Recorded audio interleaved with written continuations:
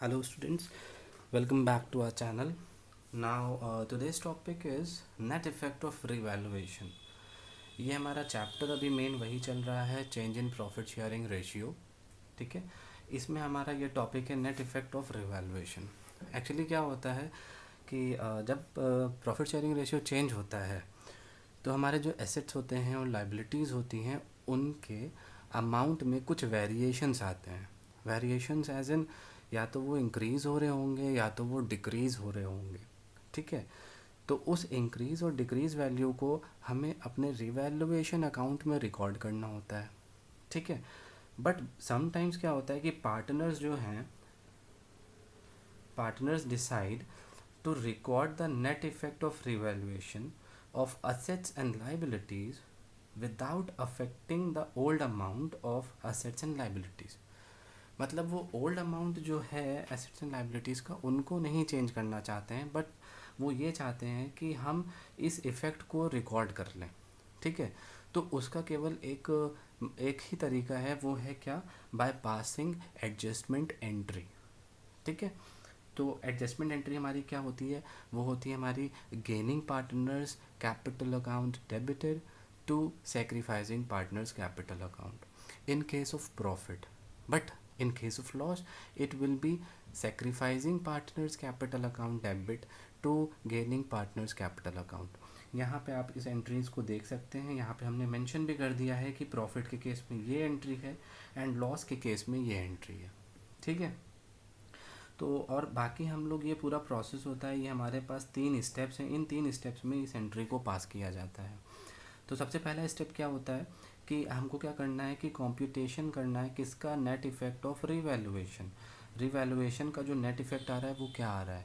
तो वो net effect कैसे पता करेंगे, हमको क्या क्या ऐड करना है, क्या क्या लेस करना है टू अराइव नेट इफ़ेक्ट. ठीक है, क्या ऐड करना है, अगर हमारे एसेट्स की वैल्यू इंक्रीज़ होती है हम उसको ऐड करते हैं.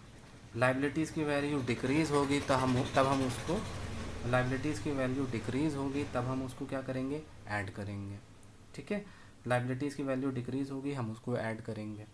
और अनरिकॉर्डेड एसेट्स होंगे या इनकम होंगे तो हम उनको क्या करेंगे, ऐड करेंगे.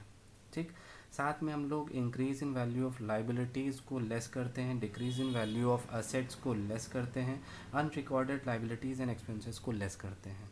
ठीक है, ये सारी चीज़ें ऐड होंगी, ये सारी चीज़ें लेस होंगी, तो इसके बाद हम लोग जो नेट इफ़ेक्ट आएगा, अब या तो वो नेगेटिव आ रहा होगा या पॉजिटिव आ रहा होगा. अगर नेगेटिव आता है दैट मीन्स कि आप कहाँ पे पहुँचे हैं, लॉस पे. और अगर पॉजिटिव आता है तो वो आपका क्या होगा, प्रॉफिट. ठीक, प्रॉफिट होगा तो आपको ये वाली एंट्री पास कर देनी है, और लॉस होगा तो ये वाली एंट्री पास कर देनी है. और आपको पास केवल सिंगल एंट्री करनी है और कुछ भी नहीं करना है इस क्वेश्चन में.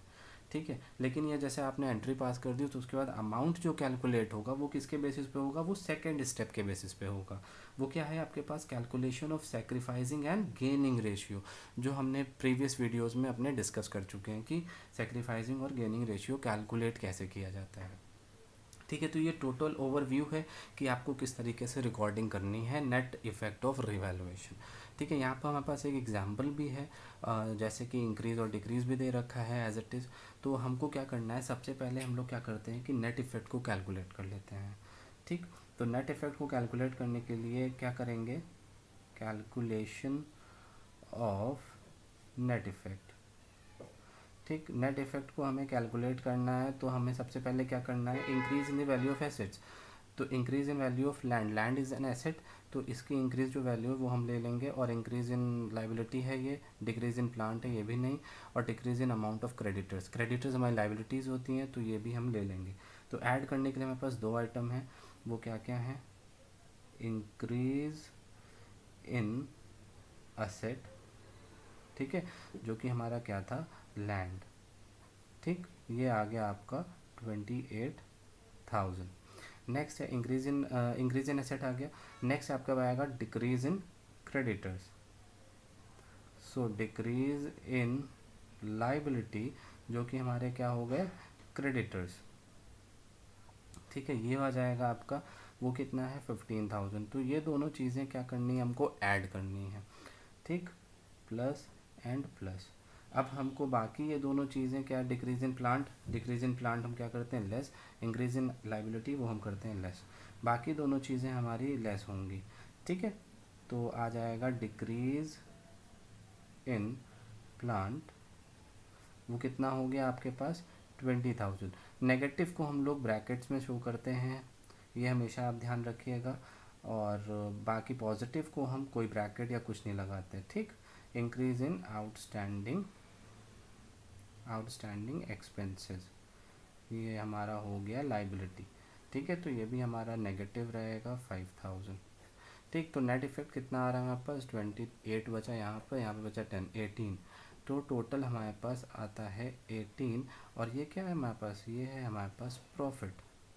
ठीक है, तो हमें तो क्या करना है, हमें बस प्रॉफिट है पता चल गया, तो हमें कौन सी एंट्री पास करनी है, gaining partners to sacrificing partner. Partners कौन कौन है, A B C and A B C, जिनका ओल्ड रेशियो आपके पास गिवन है और न्यू रेशियो भी गिवन है। ठीक है, तो अब हमको पता तो नहीं है कि कौन कर रहा है गेन या सेक्रीफाइस, तो हमको पहले ये कैलकुलेट करना पड़ेगा। ठीक, तो हम क्या करेंगे, ले लेंगे ओल्ड, क्या हो गया ए बी सी। ठीक है, और ये हो जाएगा हमारे पास न्यू रेशियो। ठीक, ए बी सी का न्यू। ठीक, अब इसमें क्या करना है, ओल्ड में आपको क्या देखिए, ये है 7 10 12, मतलब ये है आपके पास 7/12। और बी का क्या है आपके पास, ये है आपके पास 3/12। ठीक है, और सी का क्या है आपके पास 2/12। न्यू रेशियो में क्या है 5/12, 5 3 8 4 12, और उसके बाद है 3/12 एंड है 4/12। तो एक्चुअली क्या है कि डिनोमिनेटर सेम है, तो हमें कोई टेंशन की बात ही नहीं है, हमें बस डायरेक्टली हमें देख लेना है कि कौन गेन और कौन सेक्रीफाइस कर रहा है। ठीक है, क्योंकि डिनोमिनेटर सेम है, नहीं तो हम डिनोमिनेटर इक्वल करते हैं। तो यहाँ पे देखिए, पहले ए को कितना मिल रहा था 7, अब कितना मिल रहा है 5। इसका मतलब इन्होंने अपने पास से 2 सेक्रीफाइस कर दिया। ठीक, तो ये आ जाएगा आपका 2/12, क्या आ गया सेक्रीफाइस। ठीक है, पहले ज़्यादा था अब कम है। यहाँ पे इनके पास सेम है, तो इनका क्या है नील इफेक्ट कुछ नहीं। यहाँ पे पहले इनको 2 था, पहले 2 पार्ट्स मिल रहे थे, अब कितने मिल रहे हैं 4। दैट मीन्स इनका 2 से क्या हो गया, इनका 2 से हो गया गेन। तो बस हमें यही दिखना था कि कौन गेन कौन सेक्रीफाइस। अब हमको क्या करनी है, ये एंट्री पास कर देनी है, gaining partners capital account debit to sacrificing. तो हमारे पास देखिए गेनिंग कौन है सी, तो क्या हो जाएगा, एंट्री हो जाएगी C's capital account debited to A's capital account. ठीक, तो आपको मेरे ख्याल से एंट्री में तो कोई प्रॉब्लम नहीं हो रही होगी। अब आती है बात अमाउंट की, तो अमाउंट की डायरेक्टली आप इसी का कैलकुलेट कर लीजिए। जैसे कि अगर हमें ए का कैलकुलेट करना है तो 18,000 का 2/12। ठीक, तो ये आपका आ जाएगा 3, मतलब 3,000। अब क्योंकि यहाँ पे 2 ही पार्टनर हैं और वही दोनों आपस में सेक्रीफाइस और एक्सचेंज कर रहे हैं, तो फिर जाहिर सी बात है इनका भी 3 ही होगा। अब आके आप 2/12 आप 18 का निकालेंगे तो अगेन आपको सेम रिजल्ट मिलेगा। होप कि आपको ये पूरा टॉपिक अच्छे से क्लियर होगा।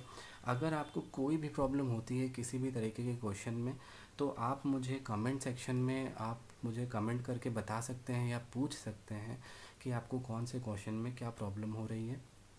ठीक है, साथ ही साथ मैंने अपना मोबाइल नंबर भी शेयर किया है, जिसमें आप व्हाट्सएप के थ्रू आप क्वेश्चन की पिक लेके मुझे सेंड कर सकते हैं, और हम लोग उसी का क्वेश्चन का सोल्यूशन पोस्ट करेंगे नेक्स्ट डे अपनी दूसरी वीडियो में। सो प्लीज़, अगर आपको ये लगता है कि ये बिल्कुल ज़रा से भी वर्थफुल है, तो प्लीज़ इसको लाइक करिए, शेयर करिए एंड कमेंट भी करिए इफ़ नीडेड, और subscribe also, and please stay tuned with us because we are posting similar videos regularly. Thank you.